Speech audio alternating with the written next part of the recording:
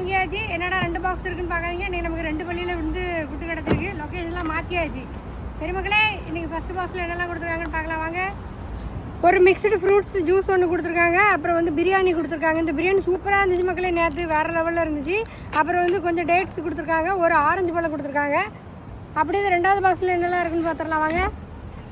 பிரியாணி, அதுக்கப்புறம் வந்து 2 டேட்ஸு, அதுக்கப்புறம் ஒரு வாட்டர் பாட்டில், ஒரு ஆரஞ்சு, ஒரு லெமனப்பு. சரி மக்களே, ஒரு பாக்ஸ் வந்து சகருக்கு, ஒரு பாக்ஸ் வந்து இஃப்தாருக்கு. லீவுலாம் இன்னைக்கு, அதனால தான் ரெண்டு பள்ளியில் போய் வாங்கிட்டு வந்தேன். நிறைய பேர்கிட்ட இஃப்தார் பாக்ஸ் வீடியோ போட்டாலே ஒரு மாதிரி கிண்டல் அடிக்க மாதிரி கமெண்ட் பண்ணுறீங்க. ஆனால் என்னன்னா, இங்கே வந்து எங்களுக்கு சாப்பாடு இல்லாத நேரத்தில் நாங்கள் சாப்பிட்றதுக்கு வந்து கிடைக்காதான்னு இருக்கிற நேரத்தில் எங்களுக்கு வந்து இந்த சாப்பாடு வந்து ரொம்ப பெரிய அமிர்தம். ஸோ அதனால் எவன் என்னதுனாலும் யார் என்னதுனாலும் நான் அதெல்லாம் மைண்டே பண்ண மாட்டேன். எனக்கு என் வயர் நிறையணும், நான் உள்ள எனக்கு சாப்பிட்டா போதும். அதுக்காக நான் ஃபாஸ்டிங் இருந்து அந்த சாப்பாடு சாப்பிட்றேன், ஃபாஸ்டிங் இல்லாமல் இல்லை.